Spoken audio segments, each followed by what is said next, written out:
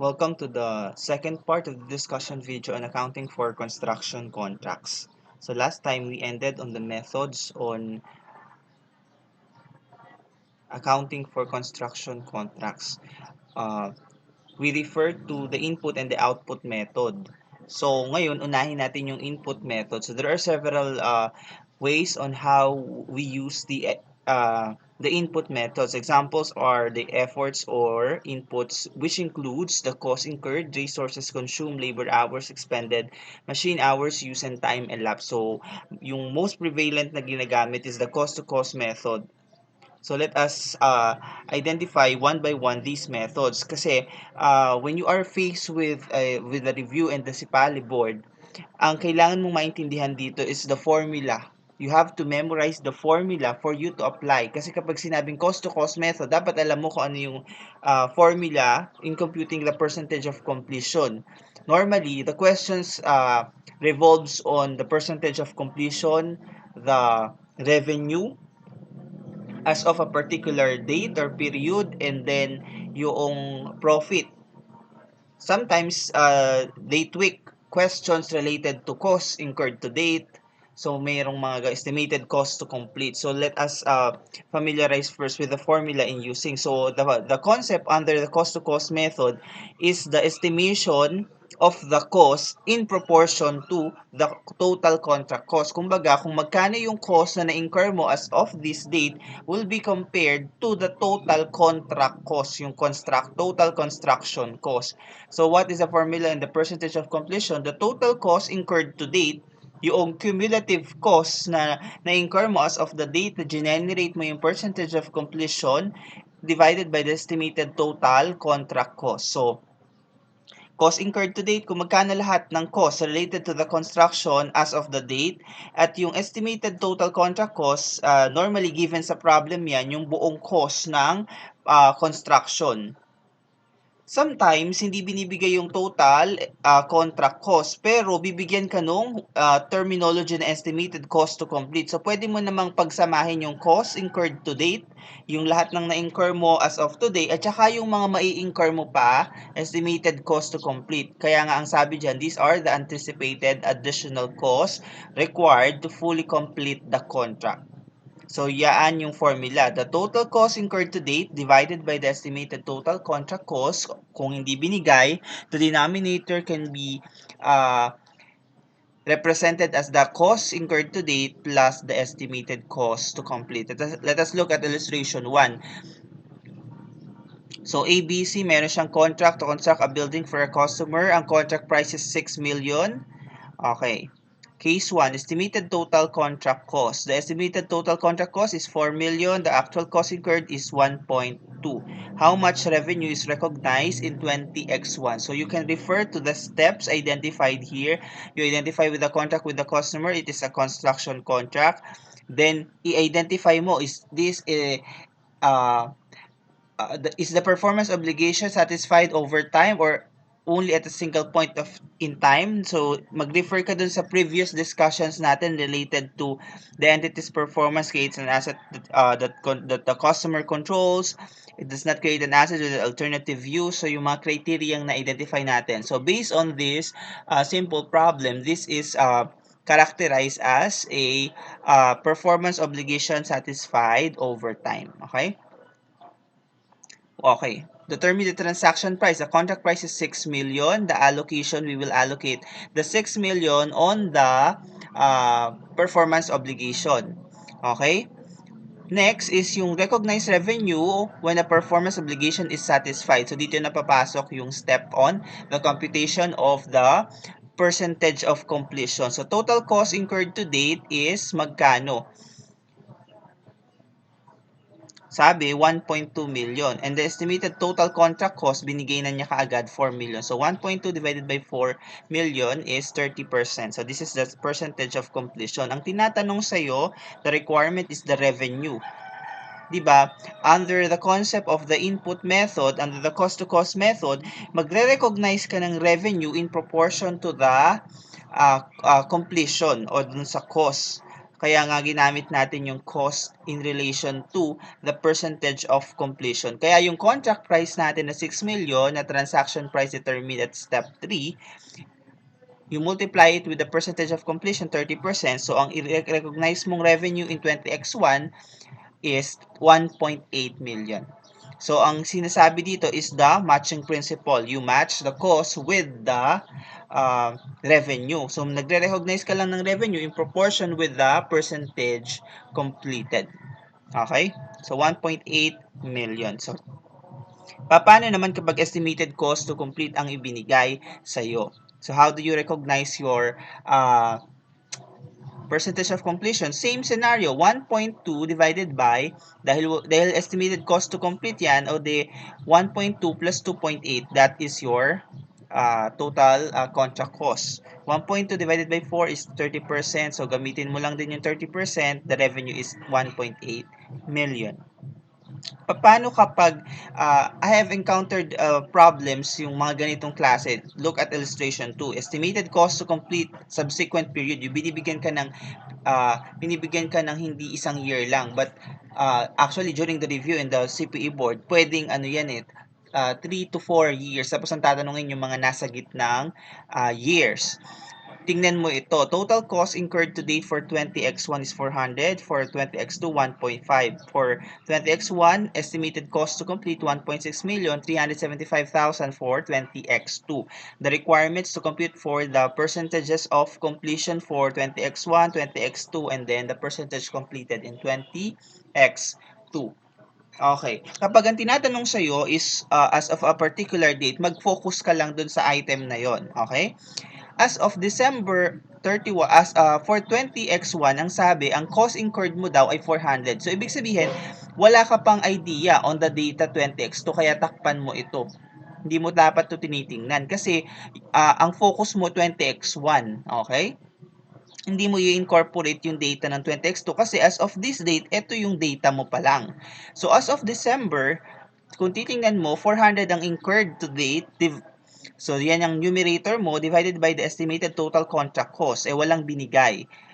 Cost to complete lang. So, 400 plus 1.6, yun yung denominator mo.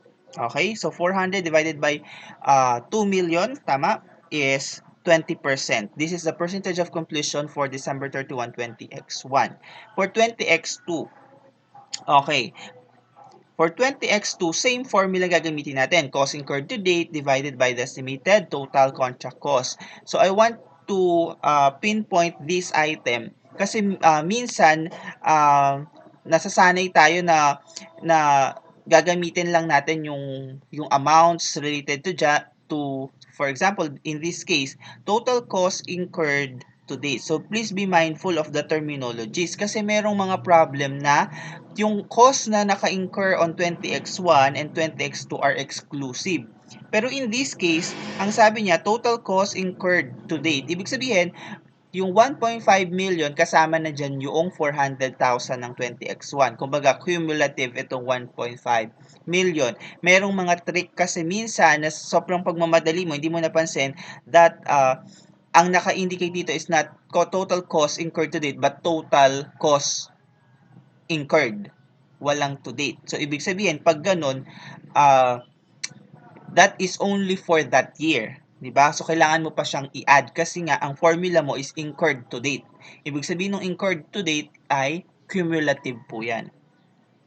So, dahil sa problem na ito, ay cumulative na yung 1.5. So, 1.5 divided by the total cost. So, in this case, 1.5 ang incurred to date, tapos meron pa siyang cost to complete na 375. Ibig sabihin, ito pa yung ma-incur na cost, anticipated. So, 1.5 plus 375,000 is 1,875. Okay? So, hindi mo na kailangan itong data ng 20x1 kasi naka-incorporate na yung incurred to date dito at itong estimated cost to complete ay irrelevant na yung 1.6 in the computation of 20x2 percentage of completion. So, the answer is 80%. Okay? Item C, percentage completed in 20x2. So, percentage ang tinatanong. Completed, hindi siya percentage, okay. So, based on the computation ng A and B, nung A, ang na-complete 20, nung B, ang na-complete 80. So, what is the answer for item C? Ibabawas mo lang. Ibig sabihin lang ng tanong sa item C ay, ilan ang na-complete on 20x2 in percentage figure. Ibig sabihin, dahil 20 ka nung 20% ka noong 20x1 ang na-complete, tapos naging 80 nung B, cumulative yung percentage of completion. Ibig sabihin, ang sagot sa item C ay 60%. 80 minus 20, yung nadagdag dun sa 20. Ibig sabihin, yun yung nagawa ng 20x2. Okay? 60% is the answer. Okay, let's refer to another method, yung efforts expended method. So, ang difference lang nito dun sa cost-to-cost method is yung paggamit ng kasi dati, cost incurred and estimated contract cost ang ginagamit. Pero based on efforts expended or labor hours based method, ang gagamitin mo lang dito is yung labor hours to date. So, kailangan familiar ka dun sa paggamit ng mga formulas natin, especially in this construction contracts problem, kasi madali lang naman siya as long as naintindihan mo yung concepts, kasi minsan bibigyan ka ng mga twist related dyan. So, pansinin mo, the formula is total labor hours to date divided by the total contract labor hours. This is essentially the same dun sa uh, cost incurred to date at saka divided by sa estimated total contract cost, 'di ba? Same lang 'yan. Pinagkaiba lang dito ay labor hours at ang pinag-uusapan natin. So tingnan mo yung problem natin, labor hours to date, estimated labor hours to complete for 2 years. So ilan ang percentage of completion for 20x1 o de 400 divided by 2 million over 2,000 is 20%. For 20x2 is 1.5 divided by 1.875, that is 80%. So the percentage completed 20x2 is 60% kasi yun yung nadagdag sa 20%. Okay? The contract cost, okay. This will include the incremental cost of obtaining a contract and the cost to fulfill a contract. The incremental cost of obtaining a contract are costs incurred in obtaining a contract with the customer that the entity would have incurred. Okay, that the entity would not have incurred had the contract not been obtained.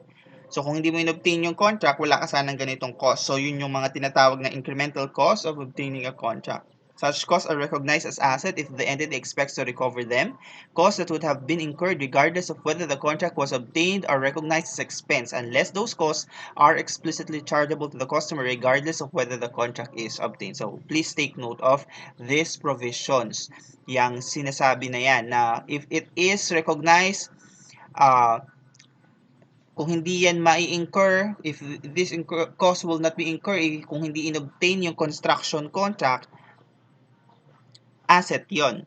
Pero kung may incur naman yan, kahit na pa inobtain yung contract o hindi, expense yon. Okay?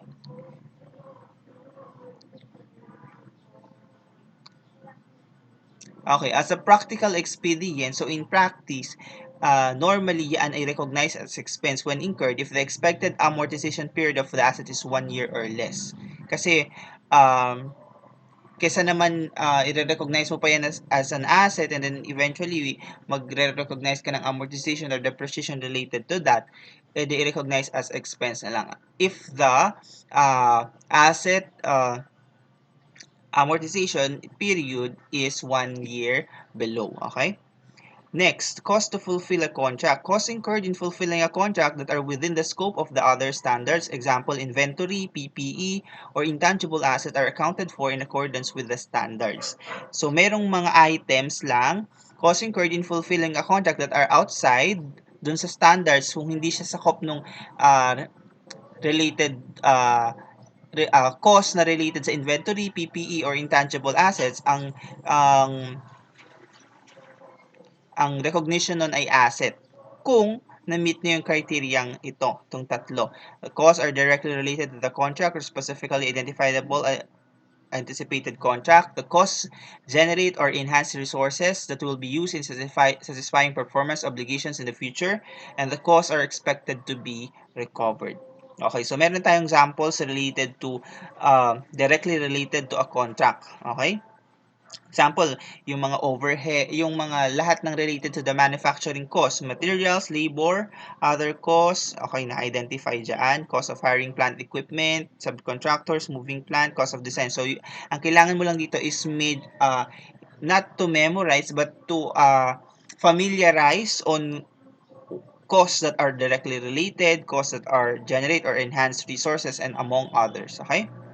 Costs that are explicitly chargeable to the customer under the contract, allocations of costs that relate directly to the contract or to the activity. So, meron tayong examples, yung insurance, depreciation of equipment, designing costs, contract management costs, supervision costs, borrowing costs, in accordance with PAS 23 and other construction overheads. So, mga items naman na should be expensed when incurred are the general admin costs, cost of wasted materials, selling costs, R&D costs, depreciation, costs that relate to satisfied or partially satisfied performance obligation, costs for which an entity cannot distinguish whether the costs relate to unsatisfied performance obligations or to satisfied or partially satisfied performance obligations. So you have to familiarize yourself on these types of costs because pwede mo itong ma-encounter along the problems that will guide you on what recognition principle are you going to apply. Okay. Let us illustrate the item. So a contractor uses the cost-to-cost method in determining its progress on the contract. The estimated total cost is 10 million. The following are incurred. So meron tayong mga items dyan. Yung cost of negotiating the contract, naka-identify, this is immediately expense. 100,000. Cost of materials used in construction, cost of materials purchased but not yet used. Kung hindi yan ginamit, ibig sabihin yan ay parang yan ay supplies dahil hindi yan ginamit. Site labor cost, supervision cost, depreciation of equipment, depreciation of idle equipment not used in the contract. Kung hindi yan ginamit sa contract, wag mo siyang isama doon sa cost related to the contract. Cost of moving equipment to and from the contract site, cost of hiring equipment. So, ang tinatanong is the percentage of completion. What is the formula? Under the cost-to-cost method, the cost incurred to date divided by the the estimated total contract cost. So, ano ang cost incurred to date? So, hindi sa'yo binigay. Ang binigay sa'yo, yung itemized breakdown noong cost na yan. So, pipiliin mo. So, kung magkakamali ka ng pagpili kung ano yung nakasama sa cost incurred to date, mali na agad ang iyong magiging sagot. So, let us analyze the items. 1. Yung cost of negotiating the contract, this is immediately expense. So, iyan ay ini-expense at hindi nire-recognize as kasama ng contract cost. So, yan ay ignored. Cost of materials used in construction, kasama syempre. Cost of materials purchased but not yet used, hindi pa yan ginagamit. So, yan ay parang nasa supplies pa lang. So, 500 is ignored. Site labor cost, site supervision cost, depreciation of equipment used in construction, kasama po yan. Okay. Depreciation of idle equipment not used in the contract, hindi kasama kasi hindi pa siya na-deploy doon sa mismong construction site. Cost of moving equipment to and from the contract, kasama. Cost of hiring equipment, kasama. Okay, so lahat lang ng related to the construction cost. So, magkano ang total cost incurred to date? 4.5 million. The total contract cost, magkano? May binigay ba? Yes, ito. 10 million. So, what is the answer? 45% is your percentage of completion. Okay. So, paano kapag there are changes on the inputs related to the construction? So, ito na yung next discussion. If there are adjustments to the measure of progress, yung measure of progress, yun yung percentage natin. Kaya nga sinasabi niya dyan, the weakness of the input method is that pwedeng hindi directly related yung inputs to the ownership or the control of the customer. So, in such cases, the inputs used in measuring the entity's progress are adjusted. So, ina-adjust natin yung ibang items. So, when using the cost-to-cost method, an entity excludes the following when measuring its progress on a contract. When the costs that do not contribute to the entity's progress in satisfying the performance obligation. Halimbawa, may mga wastage, inefficiencies in the labors, and other items. Yan ay hindi dapat isama kasi hindi magiging reliable ang yung percentage of completion. Another is the costs incurred that are not proportionate to the entity's progress in satisfying the performance obligation are also excluded daw. Ang limbawa, advance payment for which the subcontracted work has not been started. Nag-advance payment na pero ah, hindi pa nasisimulan. Ibig sabihin ba, isasama mo na kaagad yun dun sa cost incurred natin. Lalabas na meron na tayong percentage na na-complete pero in actual wala pa namang nasisimulan kasi ni-recognize mo kasi because of the advance payment. So hindi dapat. Materials acquired but not yet used on the contract. So, hindi dapat yan kasama. Just like yung items na nandito. Yung 500,000. However, the entity may adjust the input method to recognize the revenue only to the extent of that cost if incurred because of these items. So, pwedeng i-adjust natin yung inputs natin if the good is not distinct. The customer expected, kailangan ma-meet itong 4 criteria. The customer expected to obtain control of the goods significantly before receiving services related to the goods. So, na-accept mo na yung item or yung equipment halimbawa, pero hindi pa nasimulan yung construction. The cost of the transferred good is significant relative to the total expected cost to completely satisfy the performance obligation. So, significant. So, normally yan naka-identify sa problem if it is significant because that is subjective in the circumstances. Okay, the entity procures the good from a third party and is not significantly involved in the designing and manufacturing the good, but the entity is acting as a principal. Okay. Excuse me. So, take a look at illustration 1. So, meron tayo ditong problem related to ABC. Okay. Enters into a contract with a customer to remodel a plant's electrical wirings and install a new generator for 12 million. So, binigyan ka ng data on the expected total cost na 9 million. So, merong additional info gagamit ng cost-to-cost method. The ABC incurs total cost 6 million in 20x1 including the cost ng generator na 4 million. The customer obtains control of the generator when it is delivered to the site. However, the generator will not be installed until March.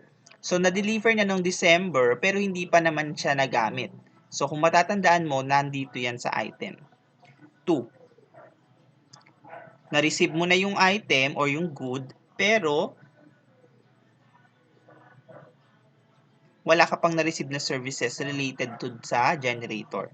So, more or less, this problem, ina-identify niya yung paggamit mo nung 4 criteria. Okay? The ABC regards the cost as significant. So, ito yung sinasabi ko kanina. So, significant daw yung cost ng generator in relation to the contract cost. Okay? Because 4 million divided by 9 million is 44.44%. Okay? Although ABC acted as, so alam na naman natin yung significant threshold as indicated in your intermediate accounting. Dapat na-discuss yung related dyan sa significance. Although ABC company acted as a principal in procuring the generator, ABC is not involved in designing. So, ito yung item number 4. Principal siya pero hindi siya involved dun sa design and manufacture ng generator. So, ang tinatanong is the revenue 20x1 and the profit in 20x1. So, tingnan natin yung analysis. The cost incurred to date include the cost of an uninstalled material. Because all the conditions are met, yung 1 to 4, the cost of the generator is excluded when computing and applying the percentage of completion. Instead, the cost of the generator is recognized as both revenue and cost of goods sold. Consequently, wala tayong profit from the generator in 20x1. So, remember, yung contract ay ikaw yung contractor dito, di ba? Nag-enter ka into a contract with the customer na ikaw yung gagawa ng electrical wirings and new generator and install. Magkasama yon. Remodel mo yung electrical wirings at may i-install kang new generator for 12 million. Paano makompute yung revenue? Kailangan makompute mo muna yung percentage of completion kasi yun ay i-multiply mo sa iyong total contract cost. Okay? Total cost incurred to date, magkano? Ang sabi dito sa problem ay 6 million. Kaya lang kasama daw dun yung generator. So, kailangan natin i-exclude yung cost of generator. 6 million minus 4 million is 2 million. So, the total estimated contract cost ay 9 million, ibawas mo yung cost of the generator, that is 5 million. So, the answer is 40%. Okay. So you have to multiply it with your total contract price. The total contract price is 12 million. However, kasama kasi dito yung generator. So, kailangan ibawas mo pa yun doon. 12 million minus 4 million is 8 million, times it to the percentage of completion computed, 40%. So, 3.2 million ang iyong revenue in 20x1. However, ang sabi kasi dyan, the cost of the generator, wala tayong ma-generate na profit or loss dyan. So, the revenue will be an add back. Yung cost of generator, 4 million. So, ang revenue mo dyan, 7.2 million. Okay? Kasi hindi mo siya isasama doon sa pag-compute ng percentage of completion as is mo siya. Kasi this is ang tawag dito, this ay under item 1, the good is not distinct. Okay?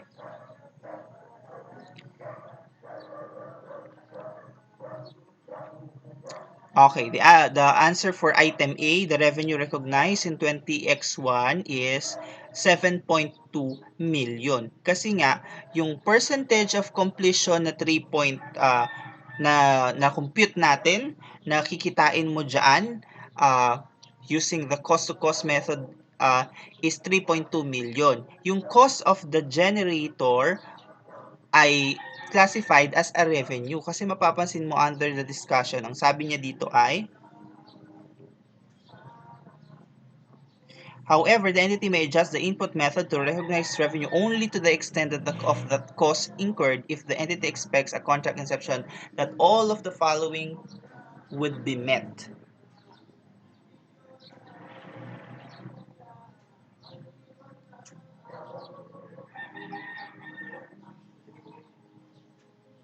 And na-meet na lahat ng criteria. The good is not distinct kasi nakasama siya doon sa package ng electrical wirings and the installation of the new generator. And then may control, significant din siya. And then the entity is a principal at hindi siya involved sa designing and manufacturing ng generator. So, ibig sabihin, i-recognize mo siya as revenue, i-recognize mo siya as cost of goods sold para wala tayong profit related to the generator. Remember, ikaw yung contractor dito. So the answer for item A is 7.2 million. The next question is the profit. Paano makompute yung profit? The revenue minus the cost. Alam mo na yung revenue mo, 7.2.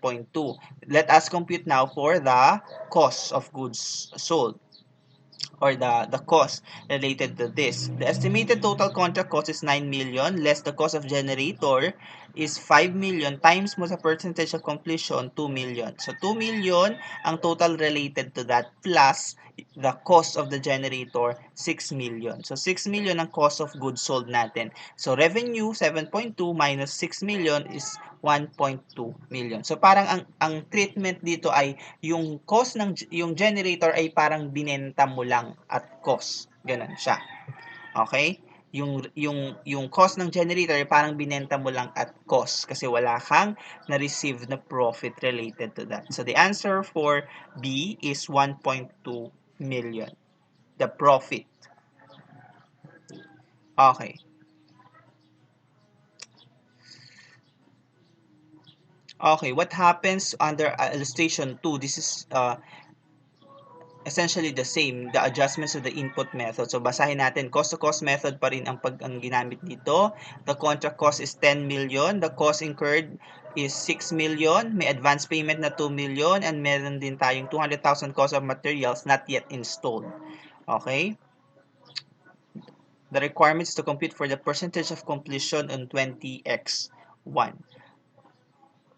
So, tingnan natin. Sabi, because the condition listed above, yung item 1 to 4 are not met, the 2 million advance payment to the subcontractor and the 200K unused materials are simply eliminated when measuring ABC's progress. So, how do we compute for the percentage of completion here? 6, yung estimated cost incurred to date divided by the estimated total contract cost. So, magkano ang cost incurred to date? Ang sabi ay 6 million. Pero may kasamang 2 million advance payment. So, bawas mo yon. Then, ibawas mo rin yung materials na hindi pa na-installed kasi parang supplies pa lang yan. 6 million minus 2 million minus 200,000 is 3.8 million divided by the total contract cost 10 million is 38%. Okay? Okay. Let's proceed with the presentation of these items in the financial statement. So when either a party has confirmed the contract is performed, the contract is presented in the statement of financial position as a contract liability or a contract asset. An unconditional right to consideration is presented separately as a receivable. So, meron tayong tinatawag na contract liability and contract asset for the financial statements of a construction companies and other contractors. So, more or less, alam naman natin na kapag contract liability, meron kang obligation to transfer goods or services to a customer. Okay? Pag contract asset naman, meron kang right to consideration in exchange for goods or services that the entity has transferred to a customer. Okay? So, yun lang yung distinction natin dyan. So, let us proceed with the illustration for us to identify. So, under illustration 1, ang sinasabi lang dito ay, you are asked to construct or install a gate.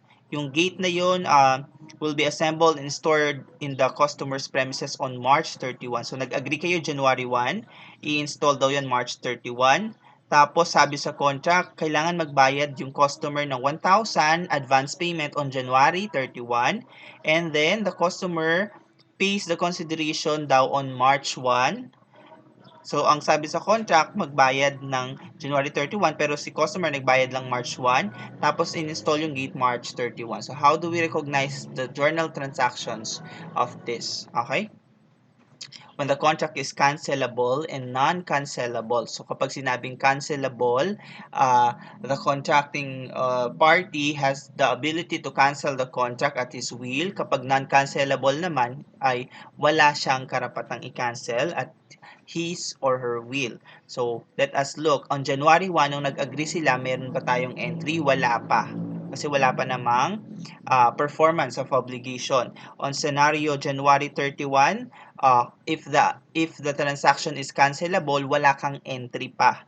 Okay? Kasi wala pa namang performance on January 31. Ano ba yung January 31? Ito dapat yung pagbabayad ng 1,000 advance payment. Pero under scenario B, yung pag non-cancelable ang agreement natin, you have to recognize debit, receivable, 1,000, and then credit, contract liability. So, ni-recognize mo na yung liability to perform. Ganon. Under March 1, nung nagbayad, under the non-cancelable scenario, you debit cash, may natanggap kang 1,000, and then debit, credit contract liability, dun mo palang in-establish yung liability. Under scenario B, kapag non-cancelable naman, i-eliminate mo yung receivable kasi na-receive mo na yung cash. Debit cash, credit receivable, 1,000. Okay?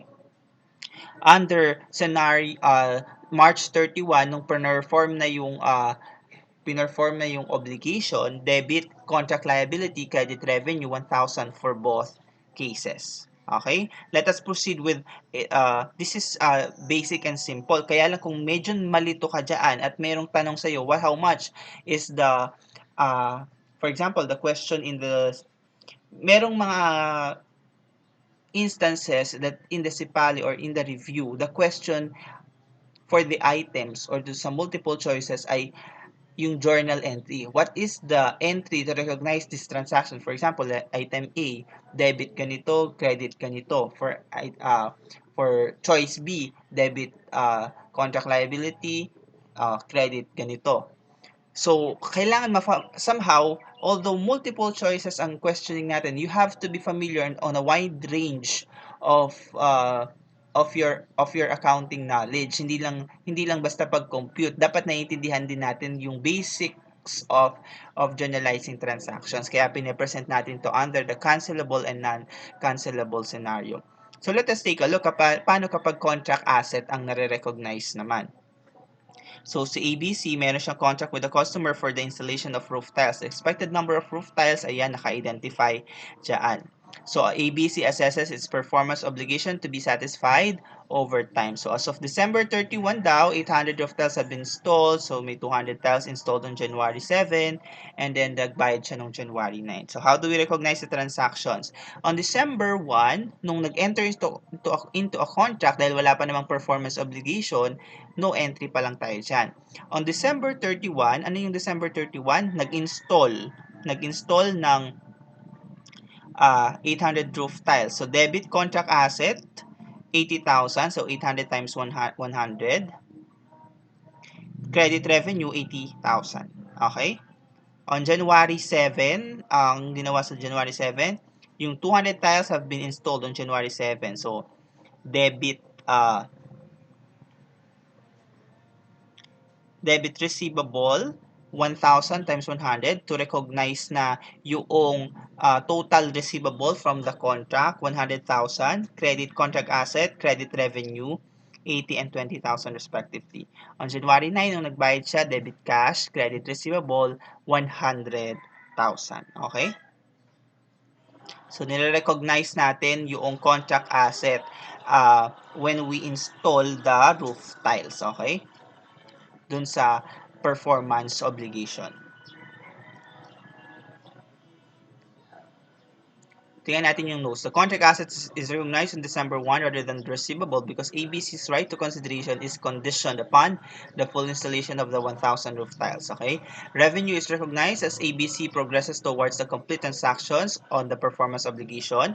The receivable is recognized on January 7 because ABC obtains an unconditional right to consideration as all the roof tiles have been installed. So, you have to refer to this scenario. So, etong scenarios here are summary lang nung what we have discussed. Pwede mo itong gamitin as reference. So, I want to point out yung paggamit natin ng accounts such as yung contract liability and contract asset because in some texts or in some problems, pwede ngang ibigay sa'yo is yung terminology account title na advances from customers. So, kasi si PFRS 15, it does not prohibit the use of other account titles as long as it gives sufficient information sa mga users ng financial statement. So, yung advances from customers, pwede natin gamitin. Yan. In lieu of a liability account, di ba? So I think before proceeding with the more problems related to accounting for construction contracts, I have to end this discussion video. Please continue on the next video for more of the construction contracts discussion. Thank you.